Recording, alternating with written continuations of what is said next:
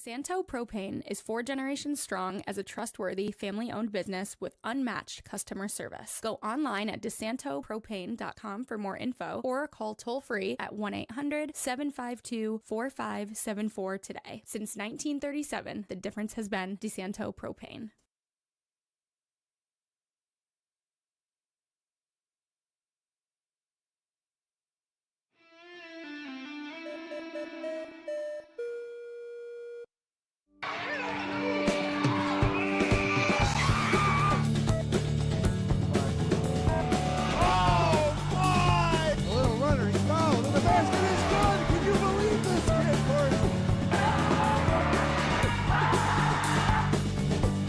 Inside the Stevenson, up against Kaminsky, fucking good in the ball!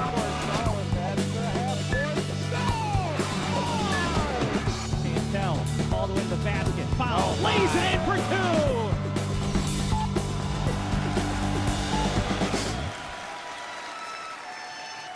2! Hey, high school basketball fans, welcome to the Upstate Hoops Podcast here on Monday, February 2nd, 2025, or 2026, and it's February.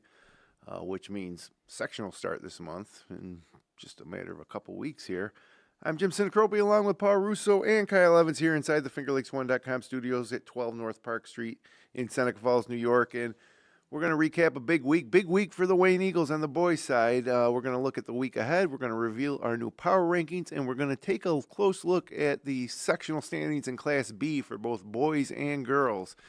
My one preview of that is, doesn't matter how bad of a season you're having, you got a chance to win a sectional title in Class B this year. But we'll get back to that in just a short second. Fellas, welcome in. How was your weekend? You were in Ellicottville, Paul. Yeah, I cross-country skied for the first time. I'm sore. It's a lot of fun, always great. So. How about you, Kyle? Good weekend? Yep, a lot of hockey, just a normal high school basketball, following all that. Yeah, it's shorts weather out there today. Yeah. Kind of feels like it. So, anyways, we got a great show for you today. The Upstate Hoops Podcast and all of our coverage of Wayne Finger Lakes High School basketball is brought to you thanks to the support of Little John and Barbie Orthodontics. Check out Dr. Rod and Dr. Liz online at littlejohnortho.com.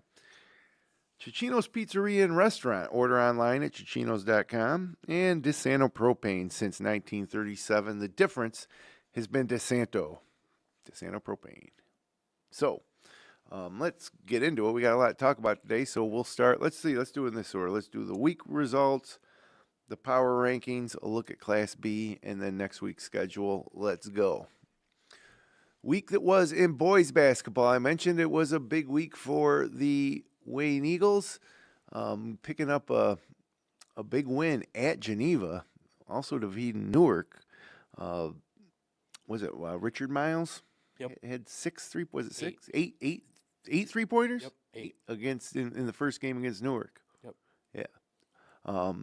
Yeah. Kind of huge week. Geneva's been sitting solid at number 1 in the power rankings since they beat Lions, and then Wayne comes in and beats the 2 top teams in the East. Pretty good week for Coach Thompson's Eagles. Any other games standing out to you guys on the boys' side that you want to talk about? Well, South Seneca beats Minders. South Seneca beats Minders. Yeah. I'm looking at my own separate sheet over here, just having fun with that.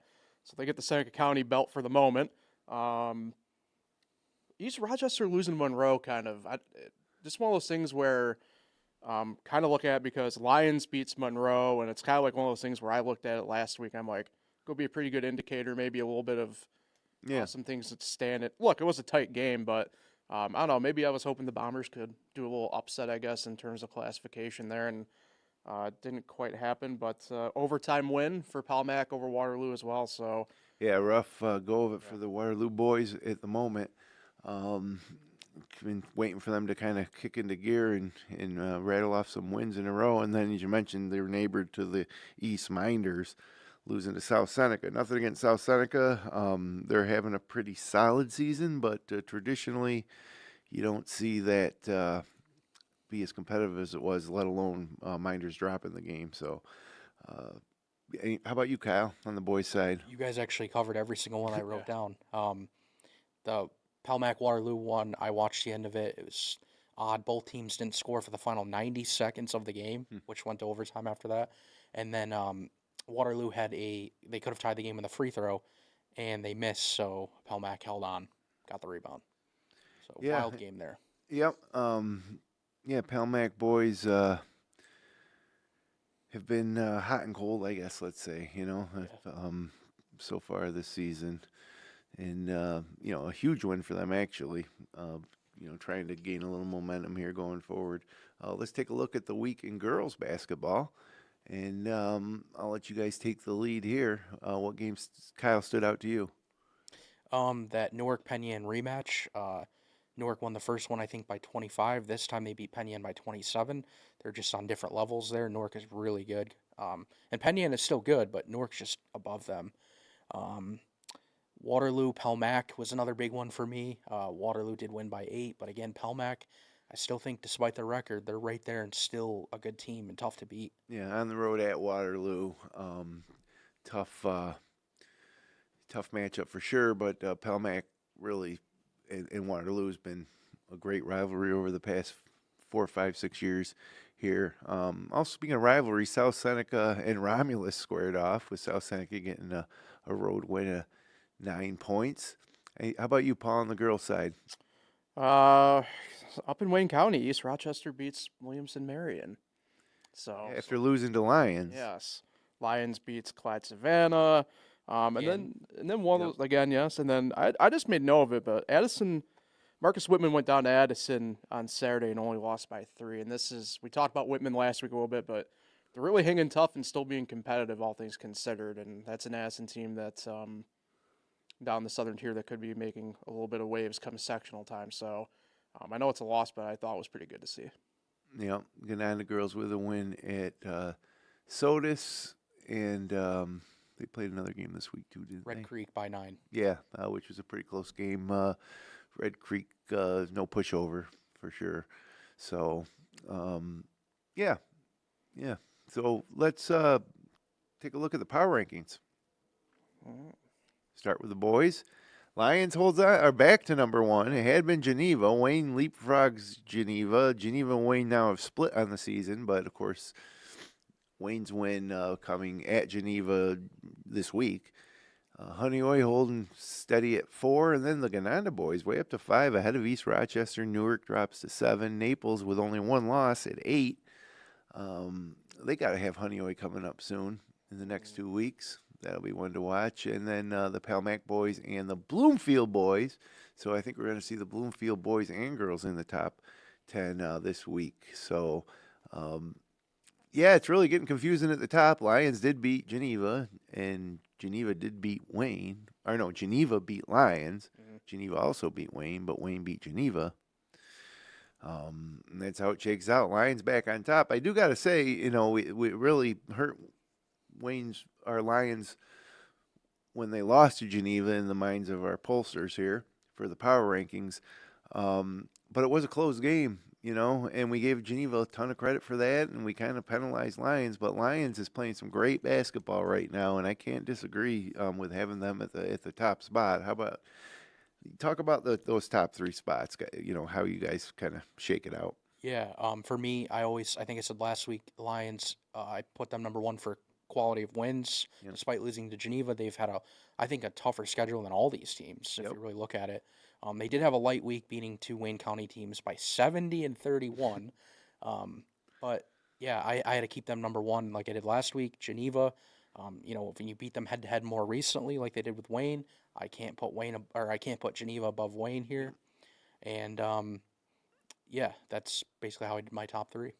How about you, Paul? Similar position of sorts, but for me, I had Lions 1, Wayne 2, Geneva 3, and I'll tap my sign as I usually say. If you just win, I'm not going to be able to penalize you there, and that was kind of my feeling, right? I had Lions ahead of Wayne anyway to begin with, so natural order of succession at that point for me kind of took over, and we had that there. So it's one of those things though where I feel like if you put all 3 of them in a hypothetical round-robin tournament. Be a great tournament. It'd be a really fun experiment to see who would come out on top. Can we add in Honeoye too to the tournament? I will allow that. Yes, absolutely. So, one thing to remember with Wayne, they have 3 losses, but only one of them in New York State. Yep. Yeah. Both their losses were down in Florida against who God knows who. Like, we don't know. Apparently pretty good teams. Briarwood and Port Yeah. Allegheny. there you go. Good teams. Good memory. Western Clearly. Pennsylvania, baby. But which is a great experience. The program does that. I think they've done it every year now for 4 or 5 years. Something like that. So it's great experience for the kids in the program. But then they come back up here, and their only loss was the loss in December to Geneva. Was it December or early January?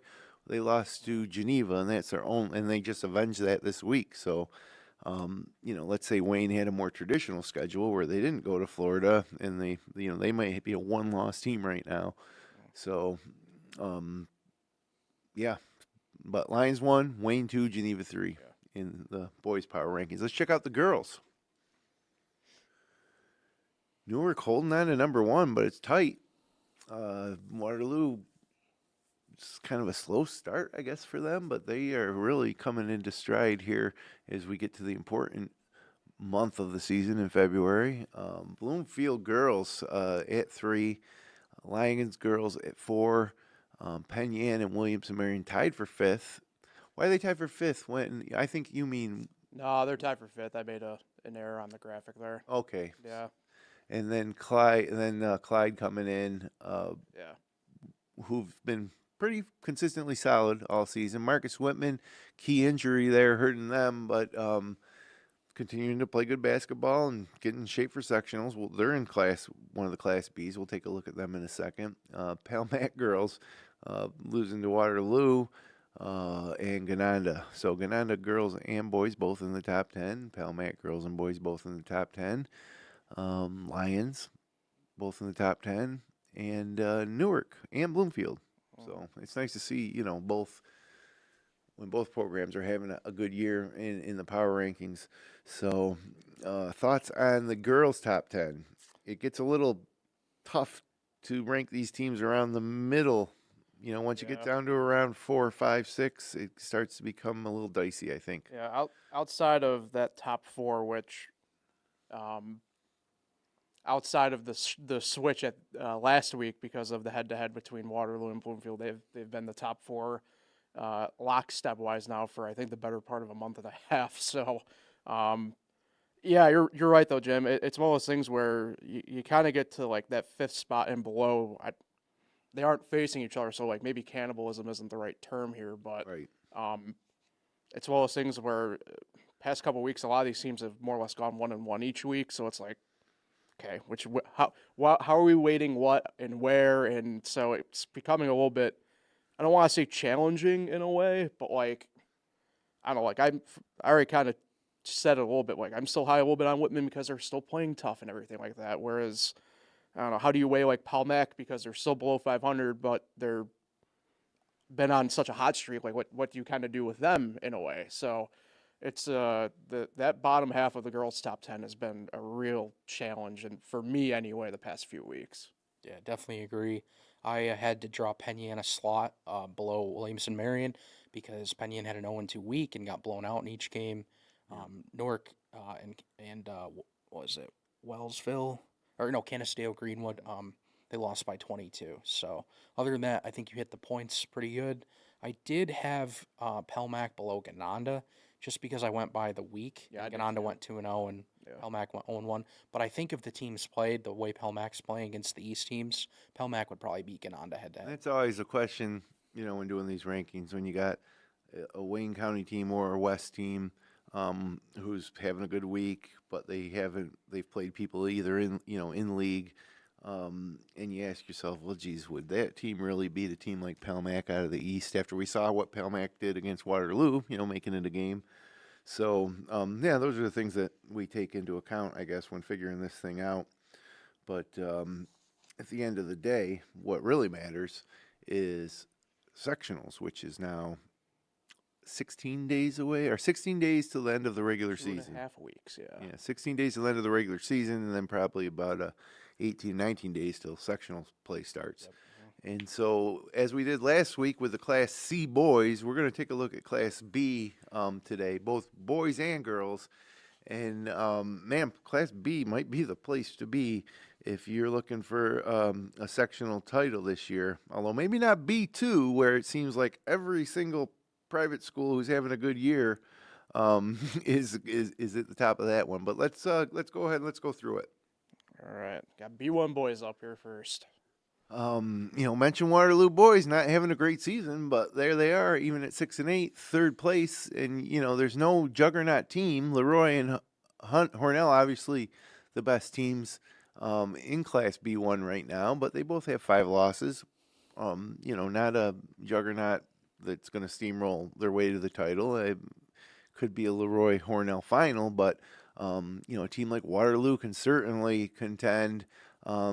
Miners boys, this is the thing. When you see them lose to South Seneca this week, you're just thinking, man, even though they're 7th seed and, mathematically right in the middle of it, they have shown nothing to lead us to believe that they could come out of this bracket. So we'll be watching them the next couple of weeks. Mid-Lakes boys have had a solid resurgent season to some regard, but they're 5-9, like I said. But there they are. They're going to be the 5th. They're going to get a home game. Penn Yan boys, North Rose Wolcott. Probably not much hope there, and it's I struggle to say that there's much hope for Minders or Mid Lakes even. But the Waterloo boys, might be able to pull something off there. I don't know, guys. Look at B1. What do you think? It's like the easiest classification in all of Section 5.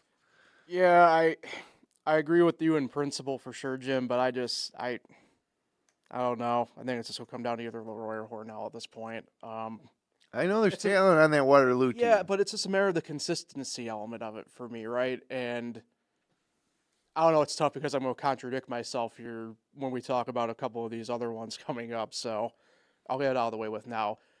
1 game sample size, who knows, though, right? Exactly. And that's the thing where, to me, I look at a team like Waterloo or like Minders who,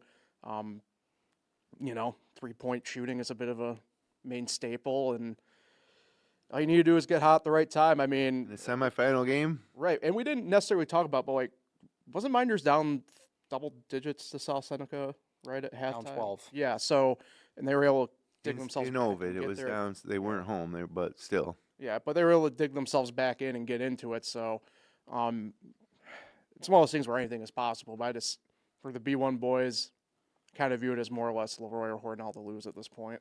Yeah, I'm with you there. Other than I'm not gonna 100% roll out Waterloo or Minders making a push, but you said consistency. You're gonna have to win multiple games in a row to get even to a sectional title game. And I think Waterloo has maybe won a few in a row, but has Minders won more than 2 in a row? I don't think they have either. There's no 3-game win streak. December. Yeah, not since the beginning of the year. So I don't know if they can consistently string together enough wins to get it done. And yeah, these teams, they have 5 losses, but I went through their schedule. A little bit of a tough competition, but definitely that's the thing. Minders and Waterloo in a tough league. They're playing Geneva, Wayne, and Newark twice, right? Yep. So Leroy and Hornell maybe not quite as tough a league.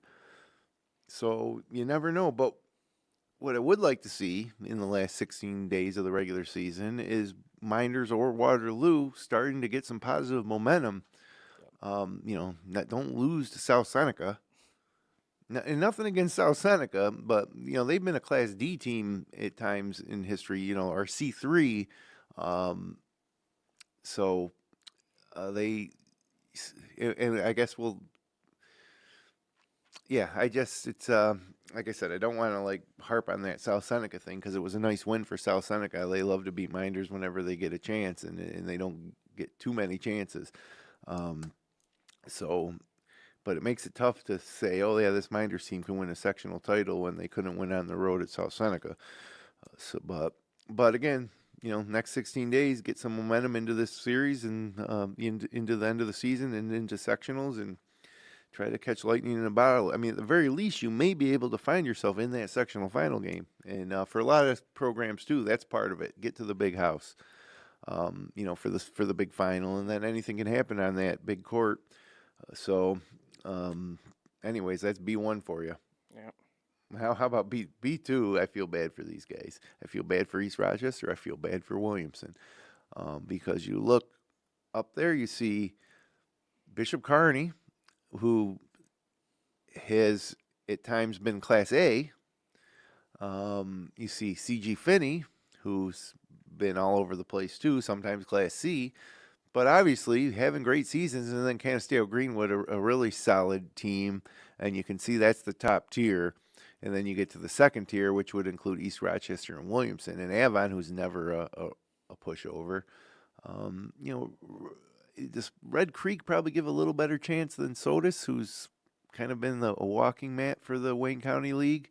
And the Marcus Whitman boys, of course, been struggling this season, but a lot of sectional experience on that team and in coaching staff. So I'm sure that they're not throwing in the towel just yet, but they're going to have to go on the road in the early round games. But it's just, this is the thing that makes me crazy about the way the competition committee places schools, like just arbitrarily now, because you're in B2, you got to play Bishop Kearney and C.G. Finney. Yeah. To get through and we looked at B1, and there's the top two teams have 5 losses. In B2, the top 3 teams have 1 loss each. And it's okay if you're going purely by school size, but when you're placing these teams based on whatever, it just seems arbitrary, and we've talked about it for years on this show. Yeah. I don't know. I think I'm a little bit softer on the B1s only because, I don't know, I was used to having to play Kearney potentially in sectionals all the time as a B school anyway, back in the day for baseball and such. So I guess I don't view them as necessarily like maybe in the wrong spot necessarily, but I mean, I get it. I mean, we talk about it a lot on here. So, Williamson's having a great year this year. Yeah. And they're going to have to go through, if they can get there in a semifinal game, they're going to have to play one of these teams. Mm-hmm. And again, Canisteo Greenwood doesn't fit the bill. They're actually legit. They're in that section classification based on their school size, but yeah, it's not. It's for us. It's not a classification that looks too exciting. East Rochester boys got a chance to. I think they could beat any of those teams. As you mentioned, they gave Monroe a good game this week, and Williamson boys, as well, maybe. Yeah, I think for B2 here, I look at it more through Williamson at 6, where there's some potential in the terms of who could make a run. Definitely East Rochester to me, and definitely Avon as well. I mean, Avon, actually, East Rochester and Avon played in the B2 sectional final last year that East Rochester won. So I think it's possible. The Canisteo Greenwood thing is interesting to me, just because they're kind of within that, to go back to B1 for a second, the Hornell sphere of competition down that way. Yep. So who knows really what they got going on. It's tough because you look at, say, Addison, they're above 500, but they have negative sectional points.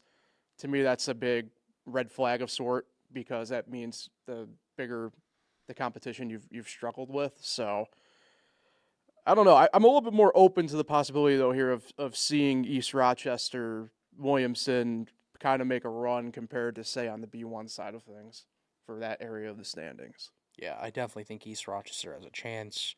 You mentioned they just played a close game with Monroe, but they also beat Honeoye. Yeah. They've been playing well lately. In Williamson, I mean, you look, they have 3 total sectional points. It's because of their schedule. They're beating up on 1, 2, 3 Wayne County teams. So I don't give Williamson much of a chance, but East Rochester definitely. Yeah. All right. So let's click it over to the girls' side now, staying in Class B. And, Dansville, Hornell, a couple of tough squads, but if you're Dansville or Hornell, I don't think you like seeing Waterloo sitting there at 9-4 at 3. Yep. And I then said it last week.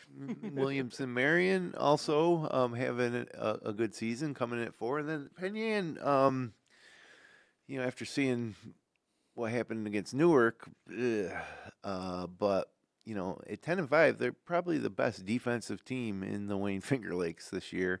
And then the Mid Lakes girls, just now 5 years maybe removed from their state title run. More than More? I'll be that guy. It's more than that. Is it? Yeah. Six Trending years? more on the 7 or 8 year side of things. But still, hanging out there in the top half of the bracket, if they can pick up a win or two, or a few wins, heading home, they might stay on the top half of the bracket.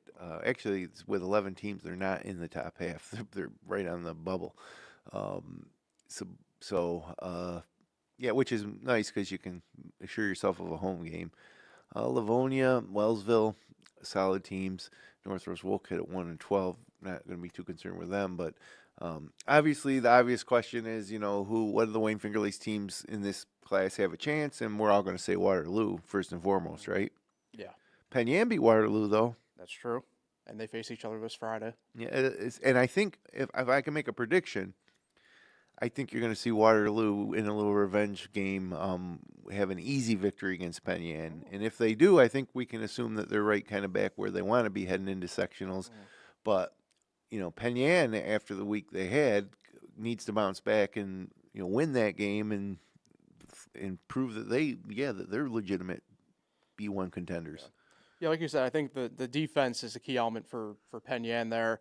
For B1 for the girls here, I can see a path for each of these top 5 teams standings-wise. I talked about last week, I still view Waterloo as being well in contention and a front runner in this B1. But if you're Waterloo and if you're a longtime listener, obviously, of the Upstate Hoops podcast and our games that we broadcast, Class B1 girls, it's a lot, though, of the familiar names, right? Like you mentioned, Jim, Dansville, Hornell, Waterloo, Penn Yan, and now you throw Williamson Marion into this conversation a little bit. I can see a path for any of those top 5 teams. I really can, but I don't know. I said it last week. There's something about this Waterloo team this year that, vibe-wise, I really enjoy that they're playing, and I think they can match up, frankly, really well with Hornell. Hornell has a lot of those same players that we've seen now the past 3 years, and Dansville has now come thundering back after, kind of recycling some players out. So B1 girls might be the most exciting out of these 3 that we've talked about so far in terms of competition. Real good Final Four, maybe semifinal. Yeah. Around back to back, hopefully a doubleheader. Yeah. In the same gym. That's always fun. Yeah, you agree on this Waterloo thing? Yeah, I definitely think Waterloo is. I really expect them to do big things, honestly. I think they could definitely beat Dansville and Hornell, and I'm almost kind of expecting them to because they're playing so well. They have the experience. They have a great coach that's had a minute every year. You got to remember they didn't start their season until late. They didn't play games till late. It took them a little bit to get going, and now I think they're really going. But I do want to mention Penn Yan. They have had a good season compared to what they've been doing. But when I look at some of these game scores and see that they lost, like I said, to Newark by 26 both times. They've lost to Pelmac by 24. They've lost to Bloomfield. Are they really that legit? I'm not sure because they're not winning the bigger games, the more tougher teams. We give them a lot of credit for beating Waterloo, right? Yeah, one of the rare good ones, yeah. I think, if you're playing Penn Yan, you just need to score 30 points, right? Yeah. You might get the win. Yeah, But that's what Pelmac Newark did in their wins, yep. and I think it's a tough earned 30 points, but I think, like you say, Newark, Pelmac, kind of cracked the code maybe. Yeah. And so, we'll keep an eye on their next couple games here this week and see if they can bounce back. B2 girls. So, tough to get too excited about this one. The injury to Maddie Dygert, Marcus Whitman really hurt him, and they're trying to bounce back and move ahead. It's kind of up for grabs. Cuba, Bolivar, Richford combined this year. Normally, you'd find both those teams in Class C, but combined, they're up here in B2, and they're 11-4. I'm sure that Marcus Whitman or East Rochester could win a game against them or Avon. So it's kind of wide open there. And then you get down to Minders. It's the same story with the girls as the boys. Just a disappointing season in a class that they certainly could, in normal circumstances contend for. And you'd like to think that they still can. Minders girls playing a little better. let's see if they can get back to 500 here before the season ends. They're 6-8 right now. And again, see if they can sneak into the top half of the bracket there, overcome Addison or Leroy, or even, East Rochester. There's a possibility for that. But as I look at it right now, as far as the Wayne Finger Lakes go, I think Marcus Whitman's got the best chance, better chance than East Rochester. I don't know if I'm alone in thinking that. What are your guys' thoughts? I'd say in the overall sense, I agree, but East Rochester has been playing some better basketball here the past week or so. The tough part is viewing this from the top angle of it, right? Like Cuba, Rushford, Boulevard, Richburg. Not to disrespect other schools and players and stuff like that. I don't know who they're exactly playing down that way, you know what I mean? Not to dunk on schools down that way, it's just kind of the way it is. So I don't know what they've seen. For me, I kind of view it as like, I would imagine Avon's going to be good. They're always tough, just like they are on the boys' side of things. Like I said, I've liked the way Whitman's still been playing competitive basketball, all things considered. ER's been playing decent. I mentioned Addison. They beat Marcus Whitman on Saturday. They're sitting at 5th, so who knows? Part of me, though, feels like this is a little bit like the B1 boys, though, where it's like, well, yeah, you got third seed with a losing record Yeah. in the boys' side in B1, and then you got the 4 seed with a losing record in the girls' B2 Yeah. standings. It's I guess you're thankful that with a losing record you're still a 3 seed, but it's can you feel confident you're going to beat one of the top 2 seeds when it comes down to it? That's the point, yeah. So. But that's why they decided on the court. Kyle, you've probably followed East Rochester a little closer than each of us day to day here. Whitman or East Rochester, how do you evaluate those two teams? Yeah, for Marcus Whitman, I would be a lot more higher if, of course, he didn't lose their leading scorer. Yeah. I think that really changes the whole outlook for me. I'm not sure where they're going to get the points against some of these better teams and, sectional play. Maybe they'll win a game, but I don't think they're going to a sectional title game. And then East Rochester, they've played, like Paul said, a little bit better lately, but if you look at their league schedule, they're losing games constantly. Yeah. Clyde, Ganonda, Williamson, Marion, Lions they got blown out by. Mm-hmm. They're not picking up any wins that make me feel, like they could have a run in them. So I think this class is just kind of not going to go anywhere, unfortunately, for the local teams. Yeah, so, recapping quick, B1, Waterloo boys might have the best shot with Mid Lakes and Minders kind of hanging out. B2 boys, East Rochester, Williamson with the best shot there, but they're going to have to go against some tough teams at the top, including Canisteo Greenwood, Bishop Kearney, and CG Finney. On the girls' side, got Waterloo at 3 seed, but they're starting to play more like a 1 seed. Of all the things that we discussed today in Class B, I think the Waterloo girls are probably the odds-on favorite maybe to have a chance to capture sectional title this year. But Williamson Marion right behind them, Penn Yan, Mid Lakes out of the East also, and then B2 girls, Marcus Whitman 3 seed, hurt by an injury. We'll see what Coach Royston can do to get these girls ready to go. And then East Rochester also in contention.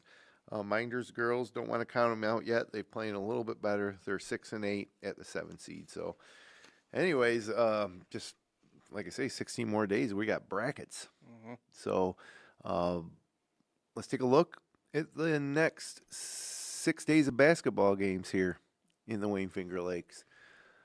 Starting out with the boys, Minders. Now that's a good way to get right for the Minders boys to play Clyde. But boy, if you thought we were disappointed with the loss to South Seneca, let's make sure they can get out of the gym at Clyde Savannah with a win tonight. Monday night basketball. Ganonda East Rochester, one of the great rivalries of Wayne County. Also tonight. And tomorrow night, there it is, Honeoye at Naples. Naples going to be home for this one. It's probably the biggest regular season basketball game for Naples in 10 years. So, and that's Tuesday night. Penn Yan boys coming to Minders again. If you want to get right, Minders, these 2 games on Monday and Tuesday night are a good way to do it. So we'll keep an eye on those. And then game you're going to hear live on Finger Lakes 1, Newark at Wayne.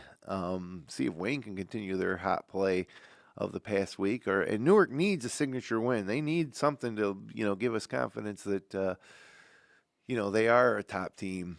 So that'll be a big one at the Eagles Nest up in Ontario with Paul Russo and Nate Sharman on the call. And then Gananda Lions, the Lions doesn't get too many tests in Wayne County. That's probably their toughest. But they'll be hosting Gananda. And then later on in the week, Bloomfield at Honeoye. That's a good test for Honeoye. South Seneca at HAC, Marcus Whitman, World Inquiry, Naples at Red Jacket again. Lions at East Rochester on Friday night. Geneva at Newark on Friday night. Also on Finger Lakes 1, I think, right? No, not that one's not going to be. Wayne at Mid Lakes, Minders at Pelmac, Waterloo at Penn Yan, a lot of these league matchups. So, yeah, some big games, no doubt, on the boys' side this week for some teams at the top or some teams that are in a position where they really need to, string a couple together. Let's take a look at the girls. What games are jumping out for you guys on the girls' side other than tonight, tonight, Bloomfield at Waterloo? Well, Williamson Marion at Clyde Savannah tomorrow. Yep. This is a test week for Bloomfield because then on Wednesday they're at Palmac. Yeah. And then Friday they host Newark. So a lot of busy ball here for the Bombers and Whitman Livonia is a pretty interesting game too, just given that they're familiar with each other. Whitman really needing a win to stay at the top of B2, and Livonia is currently 7th seed in B1. So yeah, chock full. How about you, Kyle? That Penn Yan Waterloo game.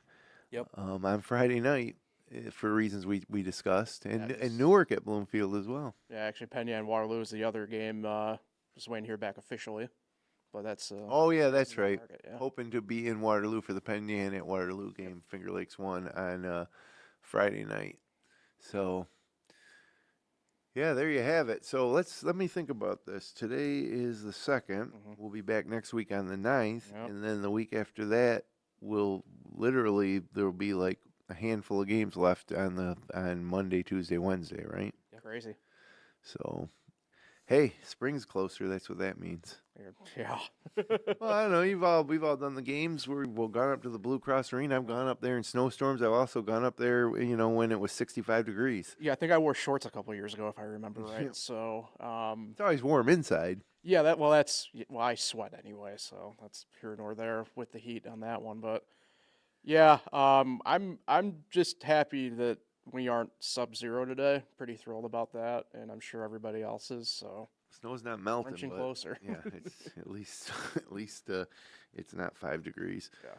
So, any parting shots before we call it wrap this thing up? There is one boys game I want to mention, and it is tonight. But CG Finney at Williamson. That's B2.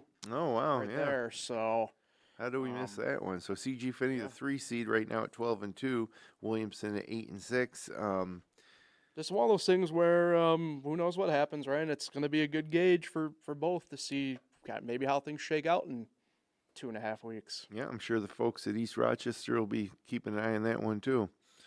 So, yeah, it's fun. It's a fun time of year for high school basketball for sure. It only gets better from here.